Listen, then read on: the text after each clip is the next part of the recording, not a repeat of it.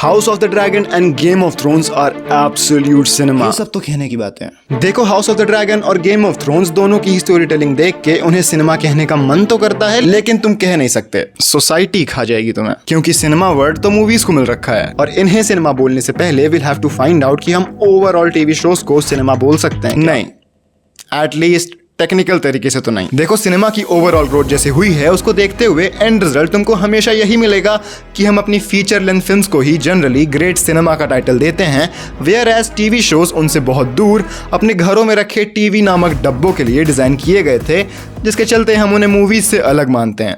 छोटे में बोलूं तो मूवीज का घर मूवी थिएटर्स और टीवी शोज का हमारे घरों वाली टीवी है, या फिर कहूं हमेशा से था।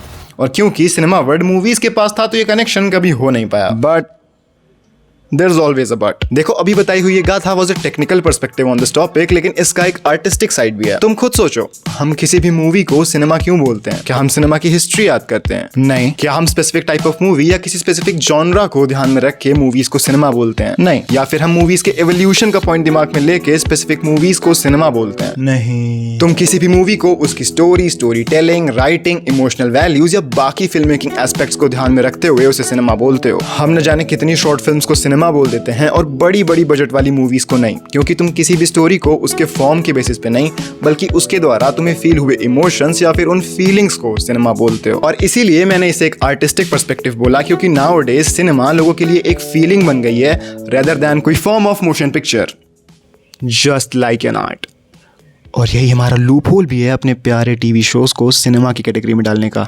अब तू बोल। पुराने टाइम में movies were considered expensive end of high society, वहीं पे अपने टीवी शोज आते थे सस्ती कैटेगरी में। बट अब वो केस नहीं है। नाउअडेज ऑडियंस ओटीटी प्लेटफॉर्म्स होने के चलते टीवी शोज को भी मूवीज जितनी ही रिस्पेक्ट और प्यार देती है, इवन कई केसेस में ज्यादा देती है। Breaking Bad, Dark, Better Call Saul और आज के केस में अपने गेम ऑफ थ्रोन्स और House of the Dragon are one of the best examples of excellent story and story telling. उनका production, budget, cast, crew, equipments, almost सभी कुछ is similar to our movies. The only difference between movies and TV shows nowadays is their way of storytelling और उनकी duration. तो ऐसे में TV shows cinema शब्द से इतना दूर सिर्फ इसलिए हैं क्योंकि हमने मान लिया है कि सिनेमा मतलब मूवीज है, जबकि टीवी शोज और मूवीज का ओरिजिन एक ही है, बनाने का तरीका एक ही है, इवन बनाने वाले लोग भी एक ही हैं। तो इसीलिए अपनी आर्टिस्टिक साइड के नैन चक्षु खोल के अगर तुम अपनी अंदर की कई पर्सनैलिटीज से बात करो तो यूल रियलाइज कि टीवी शोज को सिनेमा ना बोलने का आजकल के टाइम में हमारे पास कोई बहुत बड़ा स्ट्रॉन्ग रीजन नहीं है,